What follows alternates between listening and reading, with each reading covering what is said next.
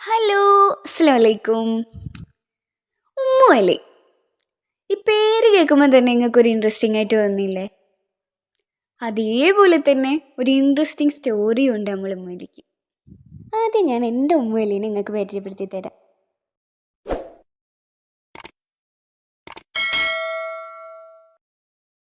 നമ്മളെ വീട്ടിൽ തന്നെ ഉണ്ടാക്കാൻ പറ്റുന്ന ഒരു ഡെസേർട്ട്.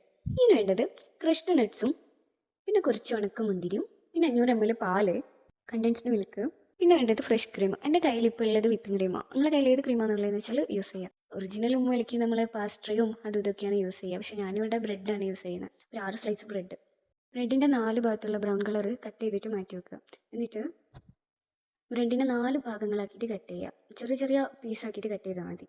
എന്നിട്ട് അത് മാറ്റി വെക്കുക. അപ്പോൾ നമ്മൾ മുറിച്ച് മാറ്റി വെച്ച ബ്രെഡ് നമ്മൾ ഡെസേർട്ട് ഉണ്ടാക്കുന്ന പാത്രത്തിൽ ആ ഒരു സൈസിൽ അനുസരിച്ചിട്ട് വെച്ച് കൊടുക്കുക. ഇനി ഫ്ലെയിം ഓൺ ആക്കിയിട്ട് 2 കപ്പ് പാൽ, അതായത് ഒരു 500 ml പാല് വെള്ളമൊന്നും ചേർക്കാണ്ട് ഒഴിക്കുക. കാരണം പാലിൻ്റെ കട്ടി വേണം കേട്ടോ, വെള്ളം ചേർത്താൽ ആ കട്ടി കിട്ടും. എന്നിട്ട് തീ കുറച്ചിട്ട് പാല് നല്ലോണം തിളപ്പിച്ചോ. തിളച്ച് വരുമ്പോൾ കുറച്ച് കണ്ടൻസ്ഡ് മിൽക്ക് ഒഴിക്കുക. ഞാനിവിടെ കുറച്ച് കണ്ടൻസ്ഡ് മിൽക്ക് യൂസ് ചെയ്തിട്ടുള്ളൂ, ബാക്കി കുറച്ച് പഞ്ചാര ഇടാമെന്ന് വിചാരിച്ചു. 1 ടീസ്പൂൺ പഞ്ചസാരയും കൂടി ചേർത്തിട്ട് നല്ലോണം ഇളക്കുക. പാല് കുറുകി വന്ന് ഒരു തിക്കായിട്ടുള്ളൊരു കൺസിസ്റ്റൻസിയിലായി വരണം കേട്ടോ. പിന്നെ ഇൻഗ്രീഡിയൻസ് കാണിച്ചു തന്നേരോ, ഒരാൾ എന്നോടങ്ങ് വിട്ടുപോയി.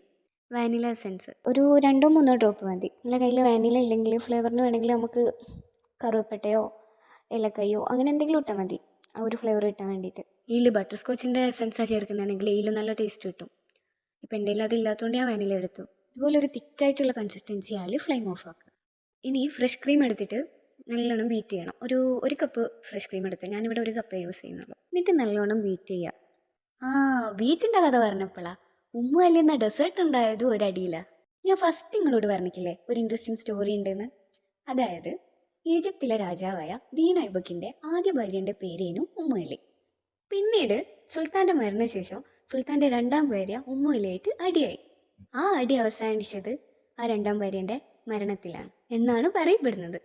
ഇതാഘോഷിക്കാൻ വേണ്ടിയിട്ട് ഉമ്മു അലി ഒരു ഡെസേർട്ട് ഉണ്ടാക്കിയിട്ട് നാട്ടിലെ എല്ലാ ജനങ്ങൾക്കും കൊടുത്തു. പിന്നെ ആ ഡെസേർട്ട് ആ നാട്ടിലെ ഉമ്മു അലി എന്ന പേരിൽ അറിയപ്പെട്ടു എന്നാണ് ഐതിഹ്യം. കഥ പറഞ്ഞു വന്നപ്പോഴേക്കും നമ്മളെ ക്രീം ഇവിടെ റെഡിയായി. ക്രീം ഈ ഒരു തിക്നെസ്സിൽ കിട്ടണം കേട്ടോ, ഈ ഒരു കൺസിസ്റ്റൻസിയിലായിരിക്കണം. എന്നിട്ട് നമ്മൾ ആദ്യം മാറ്റി വെച്ച ബ്രെഡില്ലേ അതെടുത്തിട്ട് നേരത്തെ തിളപ്പിച്ച് വെച്ച പാല് മെല്ലെ അതിലേക്ക് ഒഴിച്ചു കൊടുക്കുക. ഇനി ഉണക്ക മുന്തിരി എടുത്തിട്ട് ഫുള്ളായിട്ട് വെതറി കൊടുക്കുക. മുന്തിരി വെതറിയ പോലെ തന്നെ ക്രഷ്ഡ് നട്ട്സും വെതറി കൊടുക്കുക. ഇതിൽ വേണമെങ്കിൽ കുറച്ച് പിസ്തയും കൂടി ആഡ് ചെയ്യുക, അതാകുമ്പോൾ കുറച്ചുകൂടി ഭംഗിയുണ്ടാവും. ശേഷം നമ്മൾ നേരത്തെ ഈജിപ്ത് വരെ എത്തിയൊരു ക്രീമില്ലേനോ, ആ ക്രീമിൽ പതുക്കെ ഒഴിച്ചു കൊടുക്കുക. ആ ഒഴിച്ച ക്രീം മെല്ലെ സ്പ്രെഡ് ചെയ്ത് കൊടുക്കുക. ഇനി നമ്മൾ ഉമ്മലീനെ മഞ്ചത്തിയാക്കാൻ കുറച്ചൊരു അലങ്കാരപ്പണിയും കൂടി ആവാം. ഞാൻ ഈ പോളിടെക്നിക്കിലൊന്നും പോയിക്കില്ലല്ലോ, അതുകൊണ്ട് അമ്മയ്ക്ക് ഈ അലങ്കാരപ്പണിയിലൊന്നും വലിയ നിശ്ചയമില്ല. ഞാൻ എൻ്റെ ഒരു പോളിടെക്നിക്ക് വെച്ചിട്ട് 30 മഞ്ചത്തിയാക്കി. പിന്നെ ഉണ്ടല്ലോ ശരിക്കുള്ള ഉമ്മലി 1/2 മണിക്കൂർ ഓവനിൽ വെച്ച് ബേക്ക് ചെയ്തിട്ടാണ് കഴിക്കേണ്ടത്. പക്ഷേങ്കിൽ എൻ്റെ അടുത്ത് ഓവൻ ഇല്ലാത്തതുകൊണ്ട് ഞാൻ ഫ്രീസറിൽ വെച്ചിട്ടാണ് കഴിക്കുന്നത്. അങ്ങനെ അവസാനം നമ്മൾ ഉമ്മു അലി ഡെസേർട്ട് ഇവിടെ റെഡിയായി. യൂട്യൂബിൽ എൻ്റെ ആദ്യത്തെ വീഡിയോ ആണിത്. നിങ്ങളുടെ വലിയേറെ അഭിപ്രായങ്ങളും നിർദ്ദേശങ്ങളും ഞാൻ കമൻറ്റ് ബോക്സിൽ പ്രതീക്ഷിക്കുന്നു. വീഡിയോ ഇഷ്ടപ്പെട്ടാൽ ലൈക്ക് ചെയ്യുക, ഷെയർ ചെയ്യുക, സബ്സ്ക്രൈബ് ചെയ്യുക. അപ്പോൾ bye bye from Koya's recipe.